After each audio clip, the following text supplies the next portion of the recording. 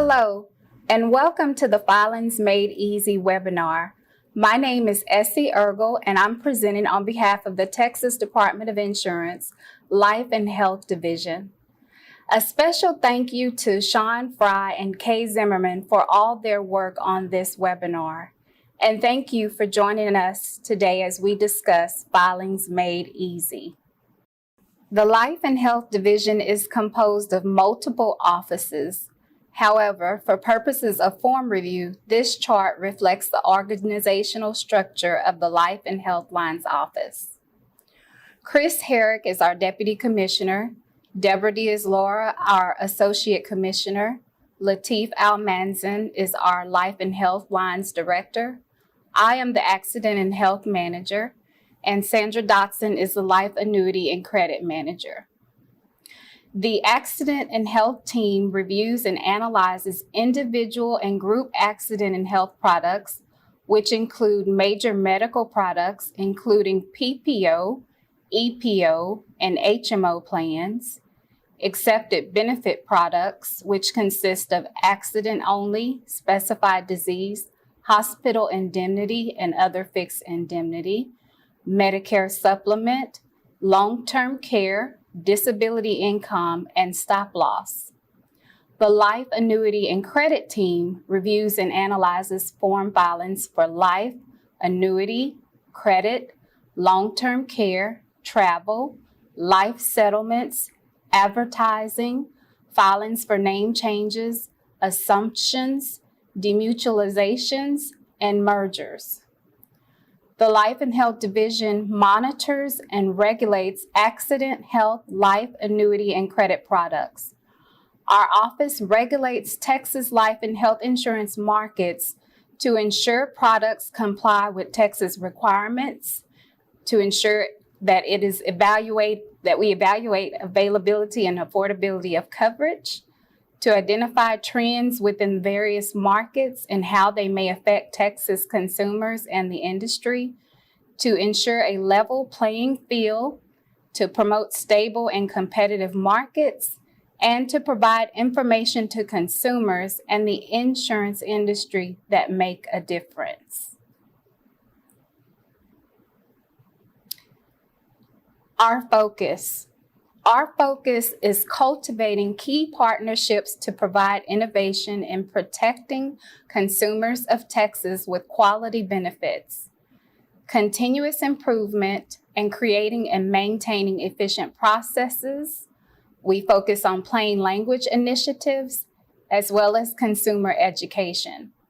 As part of cultivating key partnerships, the purpose of this webinar is to aid industry in submitting form filings to the Life and Health Division correctly.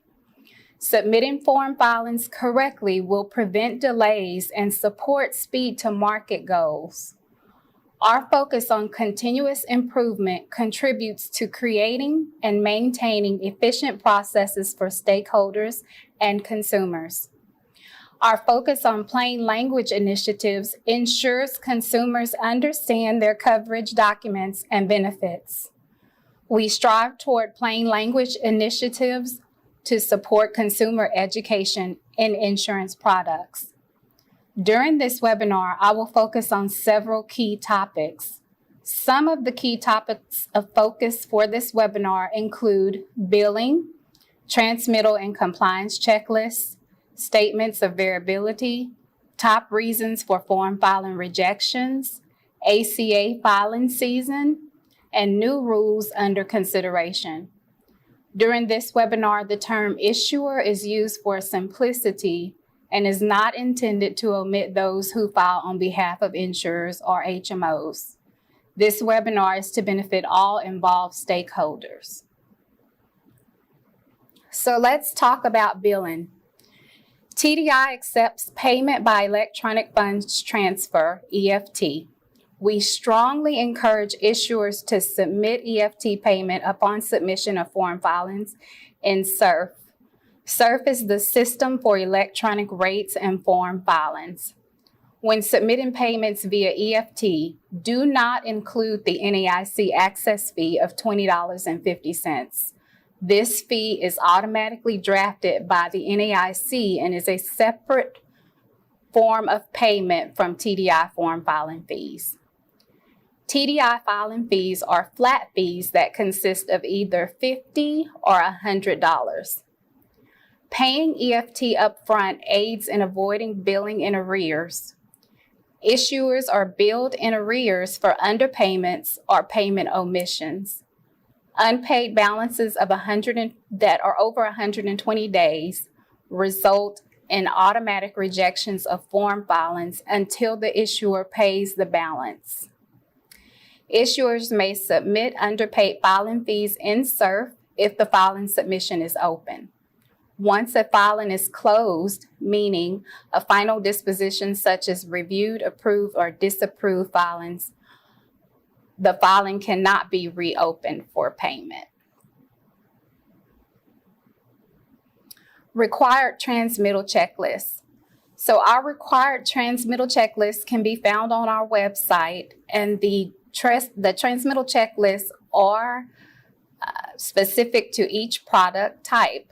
So there are life and health form filings, HMO form filings, advertising filings, and then the life and health miscellaneous documents transmittal checklist. The transmittal checklists are also linked in SURF under the supporting documents tab. Transmittal checklists must reflect accurate information. Surprisingly, many issuers submit transmittal checklists with inconsistent information. The information in SURF and the transmittal checklist must match.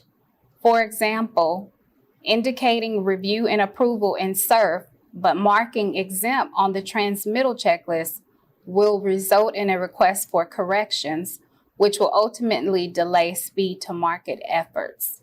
We cannot stress enough the importance of making sure the information in SURF matches what you have actually filed with the Texas Department of Insurance.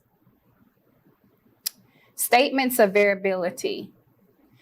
If you use a statement of variability, it's normally in relation to a form that has bracketing in the form, which indicates that it will be used in variable ways.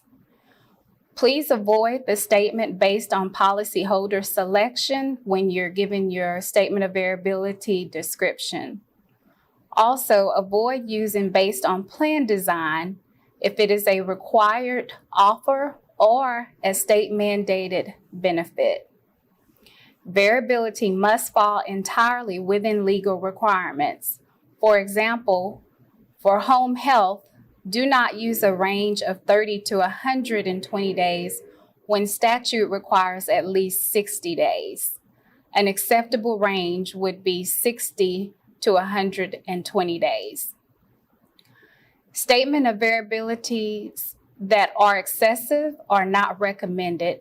Excessive variability consists of excessive use of footnotes or a statement of variability that is longer than the policy or form submission itself. Again, statements of variability must clearly describe how variable language options will display in the final coverage document and ensure the final coverage document will meet compliance standards. So now let's discuss top reasons for filing rejections. Top reasons for filing rejections include incorrect or out-of-date checklists, use of incorrect types of insurance or sub-TOIs, failure to provide rates separately in the Rates and Rules Schedule tab, rates selected on checklists do not match submitted rates, submission of multiple policies under one filing. Incorrect or out-of-date checklists may result in a filing rejection.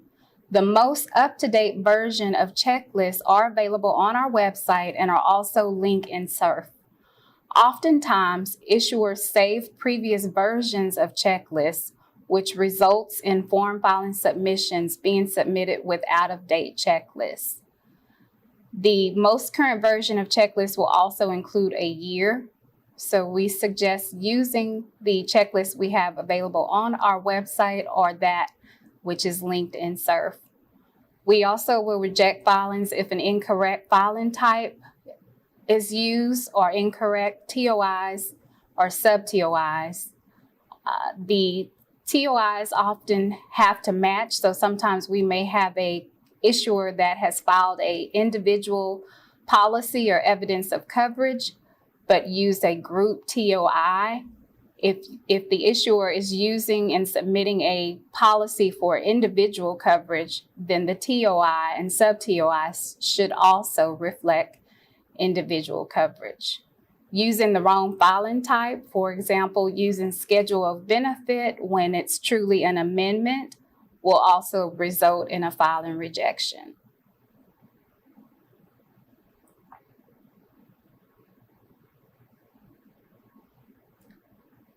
So top reasons for filing rejections continued.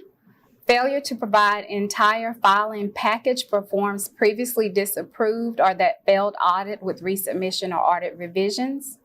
Failure to classify a form as exempt, file and use, resubmission, audit revisions or substitutions. Outstanding filing fees that are over 120 days old, with a balance of over 120 days old. Failure to provide cover letters or appropriate information under SERF General Information tab. For a form filing submission that has been previously disapproved or failed audit, the issuer is required to resubmit the same form submission with corrections that was submitted initially. So, for example, if the issuer filed a policy and 4 schedules for use with that policy, if it was disapproved, then the issuer should resubmit the revised and corrected policy and the 4 schedules that also required correction. So the entire filing package document. And then the same with audit revisions. Failure to classify a form as exempt, filing, use, and resubmission, audit revisions and substitutions. So some issuers will file forms and not tell us how the form is going to be used. Is it going to be file and use? Is it a resubmission? Also, resubmissions only apply to disapproved forms. So a filing that has been rejected is not a resubmission.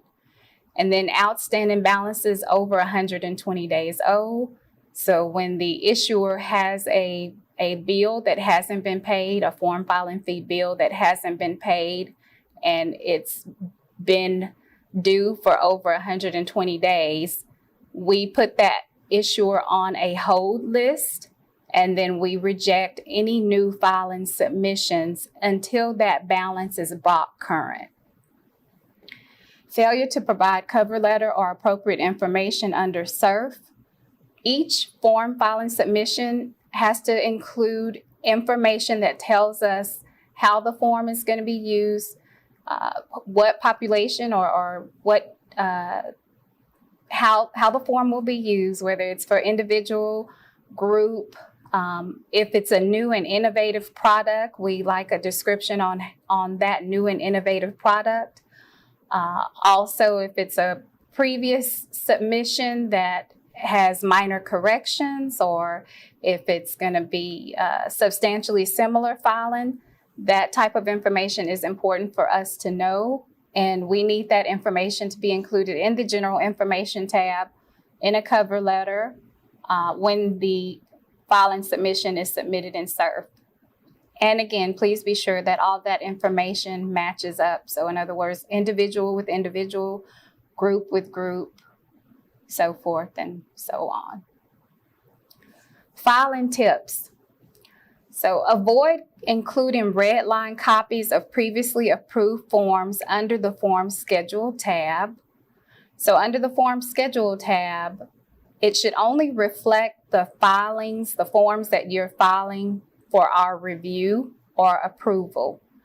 You should not upload previously approved documents under the Form Schedule tab or red line copies under the Form Schedule tab. Red line copies should only be uploaded to the Supporting Documents tab in SERF.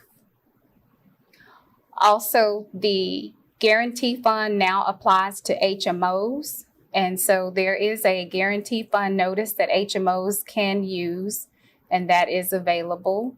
So we suggest including that with your HMO form filing submissions. Avoid combining different types of products with complicated variability. For example, combining a PPO policy and an EPO policy, where these are two distinct and different products. So there should be two separate form filing submissions, one for PPO and one for EPO. Do not set the entire filing as confidential. So setting the entire filing as confidential in SURF means that the record will not appear to the public, and we have to let the public know that a record exists. So do not set the entire filing as confidential. That being said, it is the issuer's responsibility to mark the filing confidential, not the department. If not done correctly, confidential information may be open to the public through public access in SURF. So now let's talk about compliance review checklists. Our compliance review checklist can be found by product type on our website.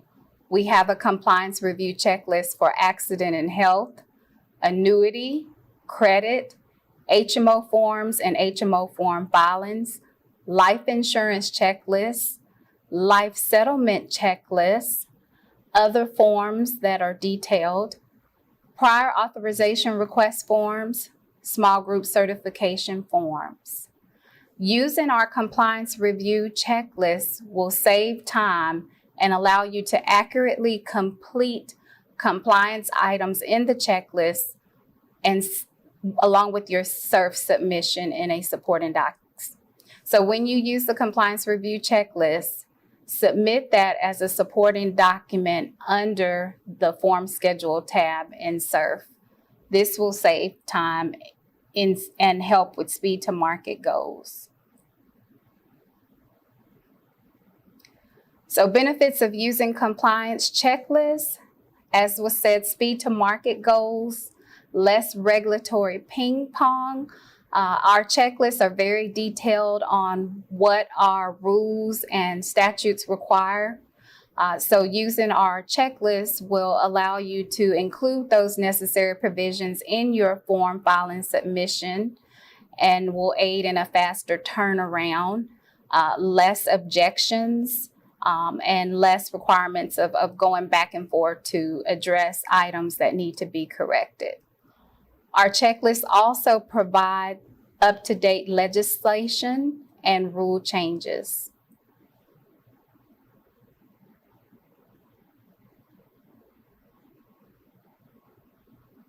So let's look at examples of checklists and one that is completed incorrectly.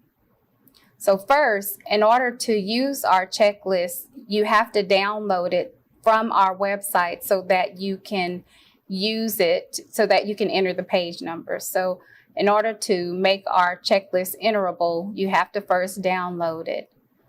This is an example of a section from a compliance checklist completed incorrectly. Note, rather than providing actual page numbers to identify where provisions in the file forms address each mandate, the issuer states OK or refer to previously approved filing. Compliance review checklists must include page numbers that align with the clean version of the form submitted under the Form Schedule tab in SURF. Rather than stating refer to a previously approved filing, the issuer should identify the provision within the filing or where an amendment may apply, provide the SURF tracking ID and form number where the required provision is contained. So you can just see with this example, the issuer was very vague in their responses, like, for example, autism spectrum disorder, not applicable. Page 30, C notes. So just being as detailed as possible when filling out the compliance review checklist, giving us page numbers and SURF tracking numbers of previously approved filings is very helpful. Now let's look at an example where the checklist was completed correctly. So you can see that the issuer provided page numbers where each state mandate could be found within the form filing submission. This is preferable.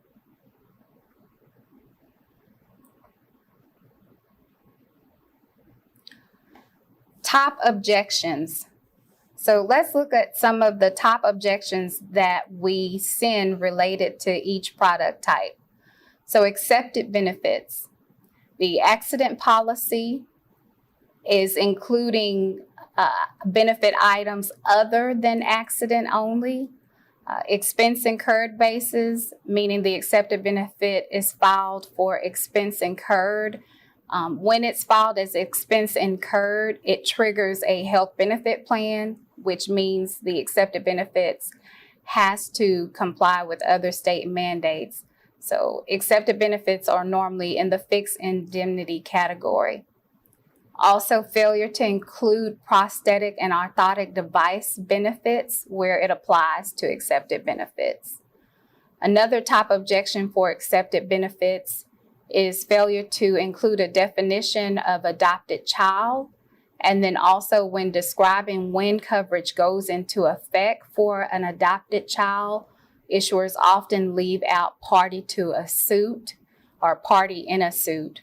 So that coverage for an adopted child begins when that parent has become a party to a suit for adoption.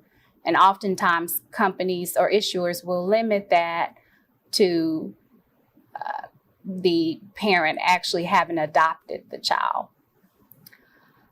Failure to include a provision for proof of loss and time deadlines. So now let's look at top objections for HMO.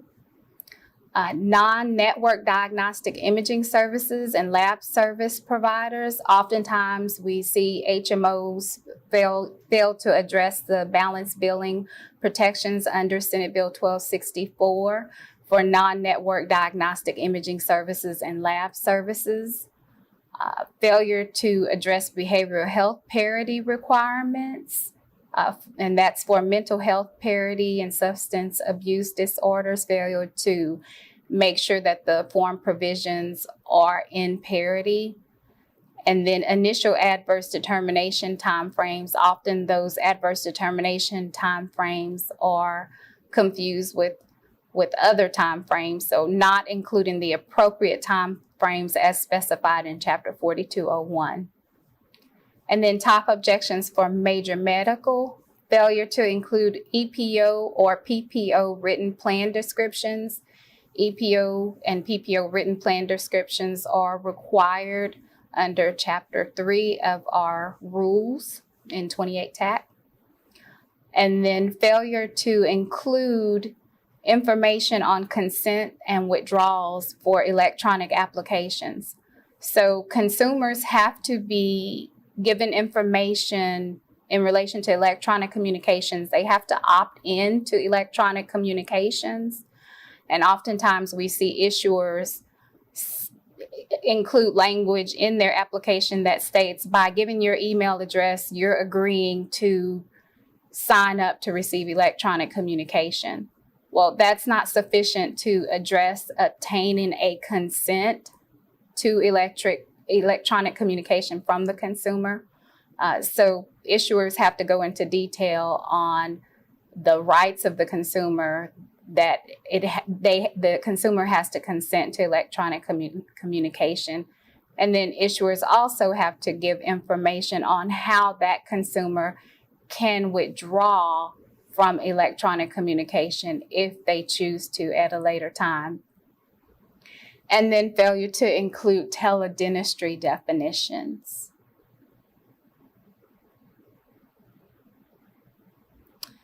Top objections for life. For group life, the transmittal checklist, it's one group type per filing. So oftentimes issuers will try and submit multiple group types per filing. It's one group type per filing. Including the name of the policyholder on a form, which the form should not include protected information. indicating the wrong certificate or discretionary group.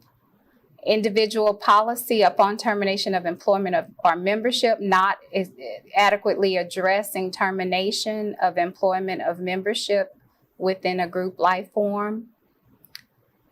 Premium based on an attained age and class, which is prohibited.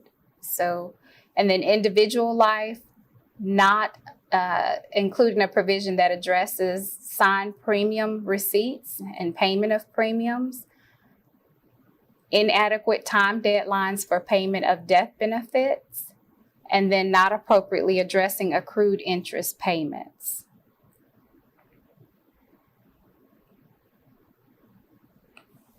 Top objections for annuities, group annuity. Again, it's one group only on transmittal checklists, including discretionary clauses, which are prohibited, restrictions for separate accounts. And then individual annuities, one surrender charge per unique form number, eligibility waiver of surrender charge and terminal illness. Rescission period is required for fixed and variable annuities. And just to elaborate a little more on discretionary clauses are prohibited in Chapter 3 of our Texas Administrative Code. Oftentimes we see carriers include discretionary provisions where they're indicating that a claim can be impacted solely at the discretion of the issuer. This is prohibited, and this is prohibited in all of the insurance forms. So common compliance issues.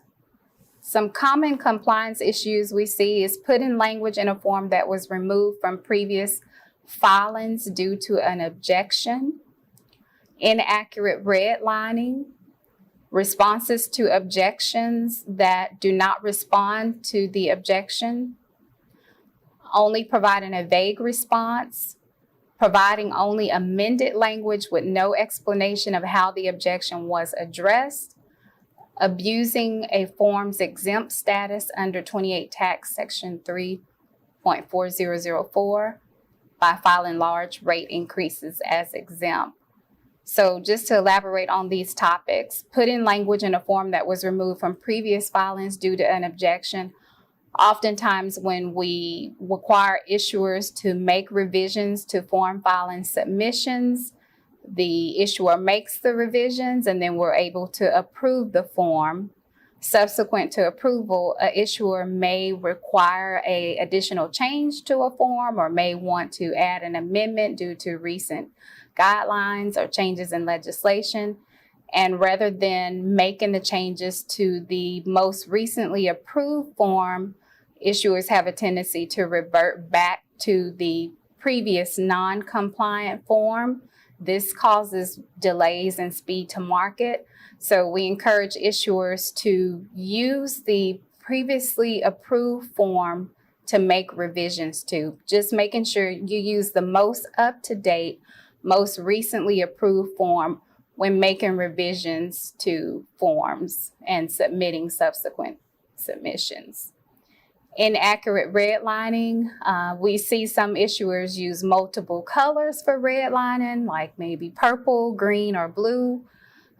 It is a requirement for redlining to follow the key standard for redline, which would be red text underlined, and also making sure those redline changes reflect and are matching what is submitted in the clean version. So if you're deleting a provision and it's in your redline form as deleted, making sure that it's also deleted in your clean version of the form that you submit under the form schedule tab.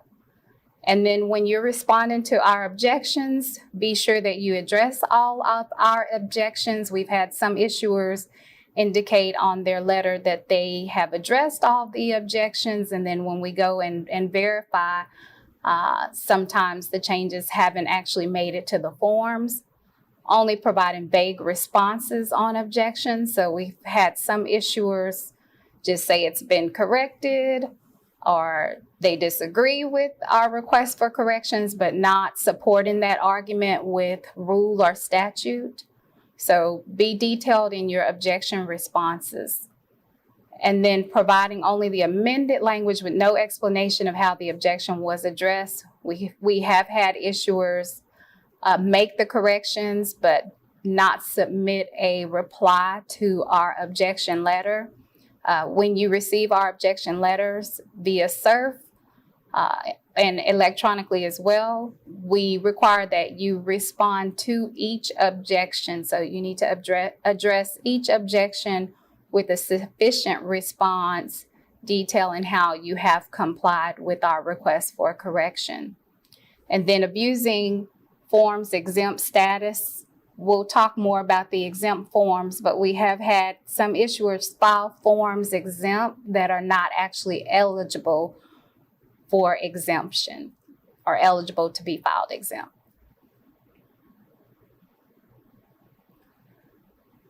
So the disapproval process. So we truly encourage issuers to submit compliant forms.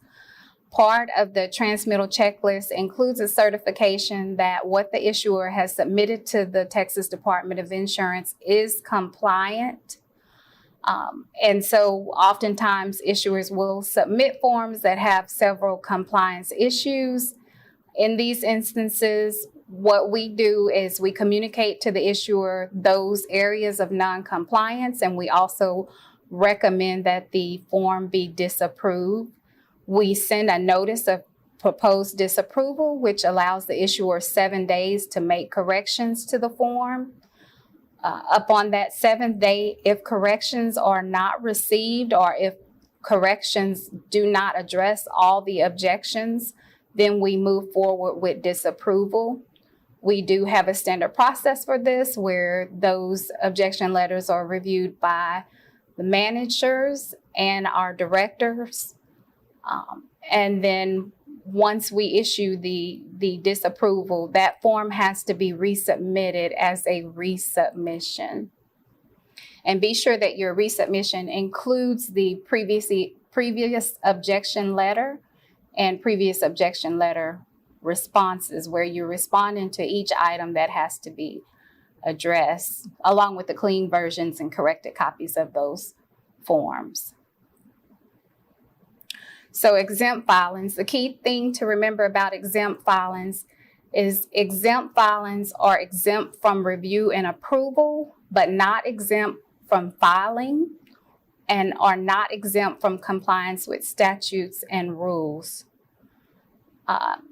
Oftentimes we have seen issuers file forms that are not eligible for exempt, and we've even gotten some feedback that some issuers thought that the term exempt meant they're exempt from compliance, and that is false. The exempt forms that are eligible to be filed exempt must still be compliant and are subject to audit by the department. So if we audit a form and we find that it's not compliant, you will receive a failed audit letter requesting that that form be ceased from use, and then you will have to resubmit that entire exempt filing for review and approval so that it is brought into compliance with Texas regulations. Exempt filings, again, are permitted but subject to audit. So we do audit those filings, and we have noted a high percentage of exempt filings fail audit. And so we are making steps toward doing more audits. And we encourage industry to make sure that when you're filing your exempt form filings that they are compliant with Texas regulations. Filing exempt filings with a PPO or EPO structure, which cannot be exempt. Any exempt filing or any filing that has a PPO or EPO structure is subject to review and approval and cannot be filed exempt. We have had some issuers file dental insurance plans as exempt. Those are not exempt filings when they include a structure similar to a PPO or EPO type plan. So the dental insurance shouldn't include a structure where it's talking about like non-contracted and contracted benefits. That is a structure similar to a PPO structure, and it cannot be filed exempt. New or unusual products cannot be filed exempt. So we truly encourage issuers to reach out to us. You can reach out to management and executive leadership anytime you have a new market idea, a new or innovative benefit structure. Prior to submitting that in SURF, we encourage you to reach out to us and have a discussion with us. We can look at some of what you are indicating you want to do before you actually move forward with creating a business plan. Contacting us and talking to us about your new innovative product will save you and us a lot of time. So we truly encourage you to contact us anytime you have a new or unusual product. And new and unusual products cannot be filed exempt. You have to reach out to us and discuss that with us.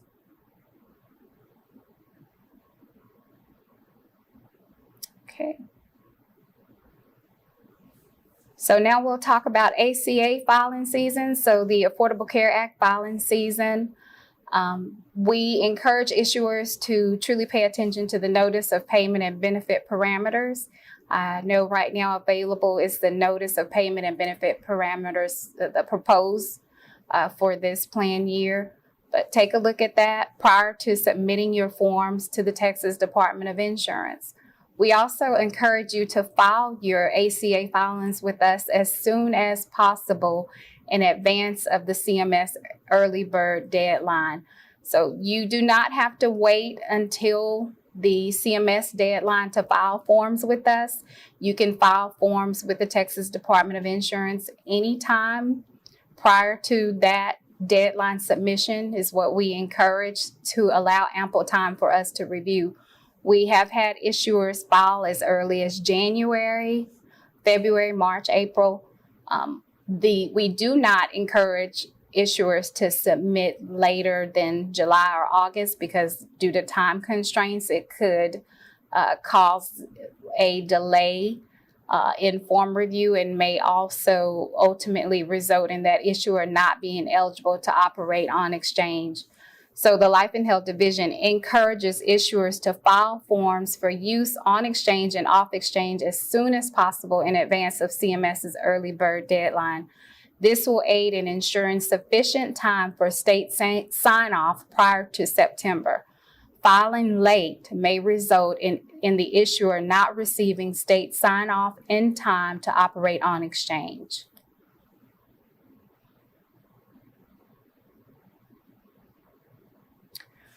So new rules under consideration. Just a heads up, we have new rules under consideration. Some of what we're considering is filings must be submitted through SURF. Most of our issuers file in SURF. However, we do have a few holdouts that are still submitting paper filings. The Life and Health Office will no longer accept paper filings, so we are in the process of updating rules to make that clear that we will require all form filings to be submitted via SURF. Filing fees must be paid via EFT, so we'll no longer be billing in arrears. We will mandate that form filing submissions be paid with upfront EFT. And then we also encourage you, in order to receive notices of our TDI rule updates and other news here at TDI, to sign up for our TDI alerts and e-news that go out regularly. And then last, if you have any questions, you can definitely reach out to me, Essie Ergel, the Accident and Health Manager. And then for questions on life, annuity, and credit, you can reach out to Sandra Dotson. She is the manager for that area.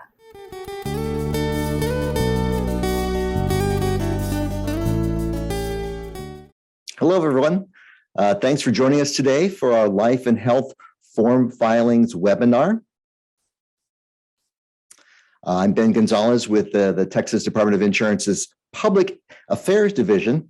Joining us to answer those questions is our presenter, Essie Ergel. Essie is the manager of the Accident and Health Program in our Life and Health Division. Also joining us on the Q&A panel is Sandra Dodson, manager of the Life Annuity and Credit Program. Sean Fry, he's the team lead of the Accident and Health Program. His team reviews PPO and EPO, health benefit plans, dental and vision plans. And Kay Zimmerman, an insurance specialist in our Life and Health Division. Kay reviews accident and health filings with a focus on major medical, PPO, and short-term major medical. Okay, before we get started, just one quick reminder. Any questions about a specific company, an insurer, we'll need to answer that offline, but you can email us those questions at lifehealth@tdi.texas.gov. That's lifehealth, one word, at tdi.texas.gov. All right, let me see what we got in our questions and we'll get started. I guess the first one's pretty easy. Essie, will this recording be available for viewing later on TDI's website? Yes, this recording will be available later for viewing on TDI website. Great question. Awesome. All right. And next up, is TDI going to require a compliance checklist with each submission? And is this tool available to issuers but not required? So I'll take that one. Currently, the compliance review checklists are not required with each submission, but we are encouraging issuers to use our compliance review checklist. It's what we use to do our reviews. So if you do use our compliance review checklist and you submit it with your form filing submission, you're already helping put yourself in line for better speed to market and a faster review. So we definitely encourage issuers to use our compliance review checklist. And eventually we may consider mandating those checklists, but at this point it's not mandated.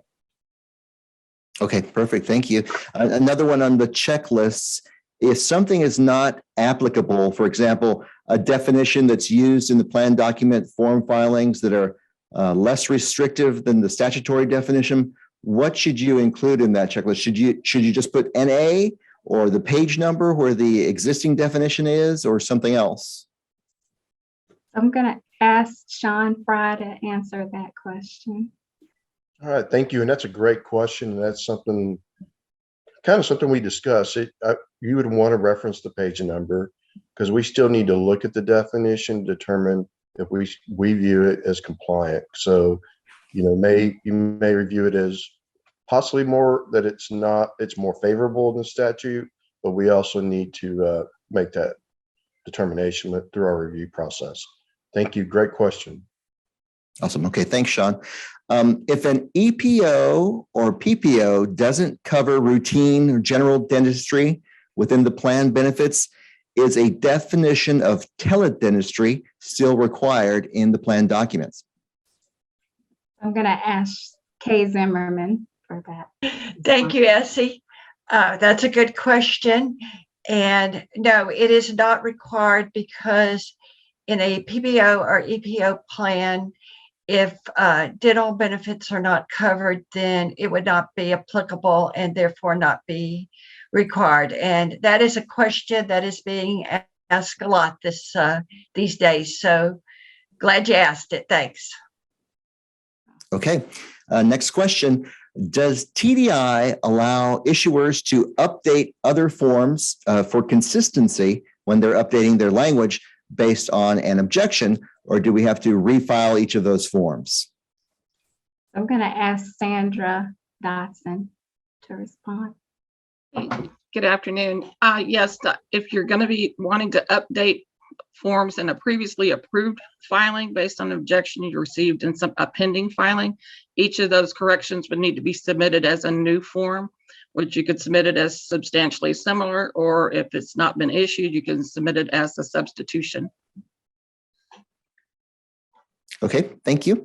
Next question. How do we know which forms are exempt and which ones are not? So I'll take that question. So our exempt forms are listed in Texas Administrative Code, Chapter 3, Subchapter Z. It has a listing of forms that can be filed exempt, and it's in Section 3.4004. It actually lists like the life, annuity, accident, and health forms that can be filed exempt. So that's where you would find a listing of forms that are eligible to be filed exempt. We do caution issuers not to file forms that should not be filed exempt. And then also, if that filing exempt is abused, we can, revoke those privileges for up to a year. So just something to consider when you're wanting to file forms exempt. Okay, thanks, Essie. Next question. What is the ACA CMS form filing deadline this year for Texas? Anyone know that one? I'll take that one. So the CMS deadline, there's an early bird deadline of May 18th to issue your forms.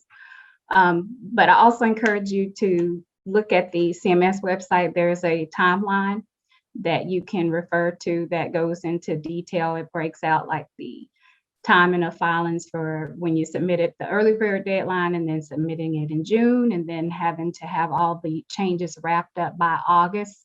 So if you Google probably FY 2023 QHP certification timeline, it should come up and you'll be able to see those deadlines. And again, we encourage issuers to file with us as soon as possible. So if you have your forms ready to go ahead and submit them now. Don't wait. It just helps with us being able to sign off on your forms prior to August or in August. Okay, sounds good. Next question. Do health insurance issuers need to submit their advertisement materials to SURF? So I'm going to ask Sandra to answer that one. For advertising requirements, the MedSup advertising is required to be submitted, and then any long-term care advertising. And for life settlement advertising, that's required to be submitted for information. Okay, sounds good. Thanks, Sandra. Here's a question. During the presentation, what does TOI stand for? I'm not familiar with that term. Don't think we've heard that one before. Great question, and these are all great questions.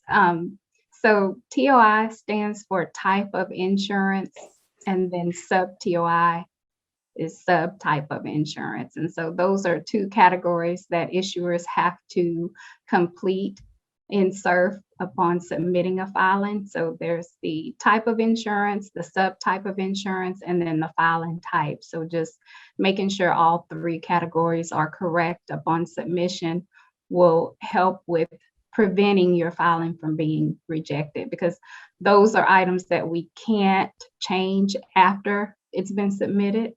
Can't request a change after it's been submitted. So if you get it correct upon submission, that you're already halfway there of not having your filing be rejected. Cool. Okay. This is another question regarding advertising, specifically Form LAH 314, Advertising Annual Certificate of Compliance. Is this required for a life insurance company that does no advertising? I'm going to ask Sandra Dodson to answer that question.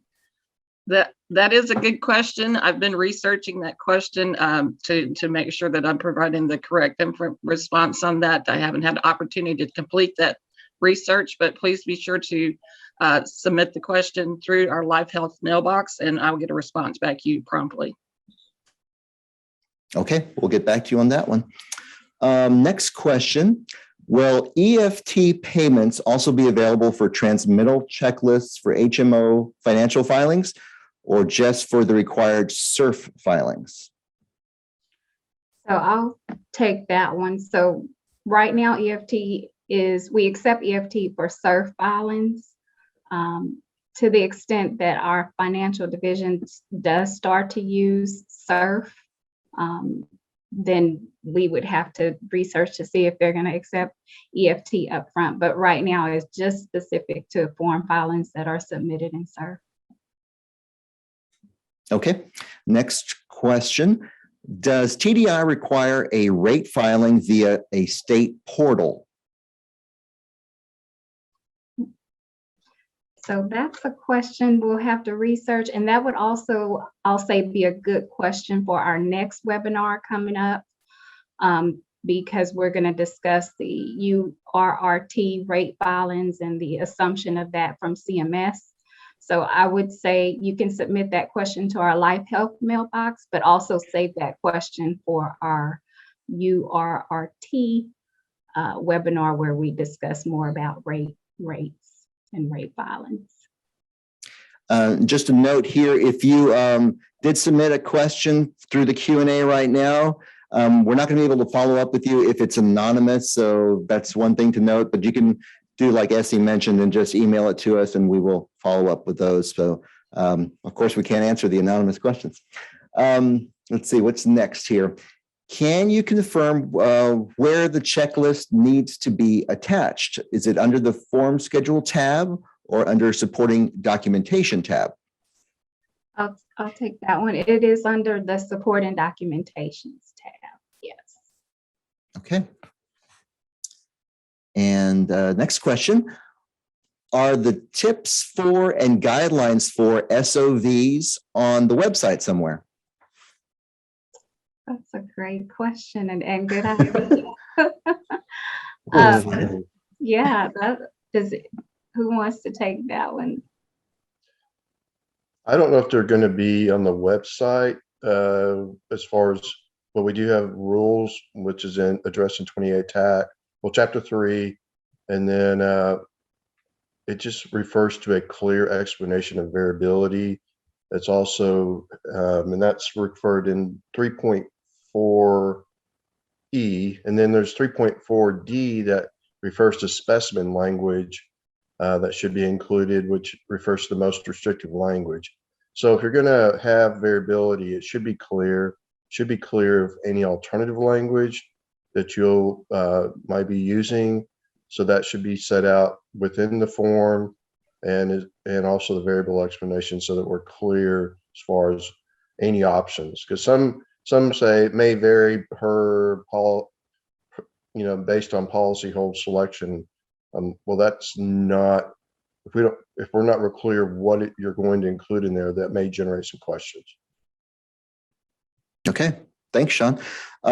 Here's one. What do y'all mean by PPO written plan description? Is that something that's required now? I'll ask Sean to answer that question. Yes, it is been a requirement for a while. It's in our administrative code. Again, another chapter 3, and it's in 3. I'm going blank on it. 3.3705. There we go. And so it addresses it for PPO and EPO. It has a set information of what should be included, and then kind of the order and the type of information that should be included in a written plan description. Okay, sounds good. So here's kind of a general question. Tell us about the purpose of today's event, this webinar. What are we doing here today? And is this what we're going to be doing going forward? So I'll take that one. The purpose of this webinar is to facilitate communication between TDI and issuers about our form filing process. We want you to be as informed about what we require, what we're looking for when you submit your filings, our initiatives towards plain language and consumer education. And so this is just a means of communicating and also getting your feedback and questions, and that helps us know what we need to update on the website. So it's just part of collaboration between TDI and stakeholders. Okay, sounds good. Thank you, Essie. This is a couple of lines, so let me read this for you. For the new rules under consideration, it's stated that filings must be submitted through SURF. Can you clarify this as it relates to marketplace rate filings? I guess that might be something we'll be talking about soon. I had thought we needed to submit to a different site for 2023 rate filings. Is this being considered for 2023 or 2024? Thank you. So I'll take that one. So that's a good question. So the marketplace filings, I would suggest tuning into our webinar for URRT rate filings, because we're going to cover a lot of detail on that and the submissions of those filings. So strongly encourage you to follow that or log on for that webinar coming up. Okay, sounds good. Yeah, I'll be giving the time for that. It'll be April 28th, I believe. Here's another question. We've got just a couple more minutes. What is the new guarantee fund notice? Is this a promulgated form? New guarantee fund notice. So that I will follow up on that one, and if they can submit that question to the Life Health mailbox, and I can actually provide the rule and statute for that. All right, I think this will be our last one. CMS released a form filing guidance for direct enforcement that states that the form filing submission deadline is 5/2. Should we submit our forms by the 5/2 deadline, or should we be submitting form filings per the QHP certification timeline? A great question for the last 30 seconds. Yes. So the document that I have mentions the early bird filing deadline of May 18th. I know there's a application for QHP certification opening on April 21st, but I haven't heard the May 2nd timeframe. I've only heard the May 18th early bird timeframe deadline. And that's why you need to go to the website and check it out there. And they'll have that constantly changing there. So we're going to have to wrap it up right here because we're out of time. It's 3 o'clock. But if we didn't get to your question and it's already in the Q&A with your name, we'll get back to you on that. Or if you think of another question that we didn't cover today, please send them to the email that we mentioned earlier, lifehealth@tdi.texas.gov, lifehealth, one word, and then we'll get back to you with an answer if we can. And thanks so much for joining us today. And like we were discussing, we'll see you at the next one, which is on the ACA rate filing. TDI is going to take over that rating process from CMS. So that's going to be important new information to learn about.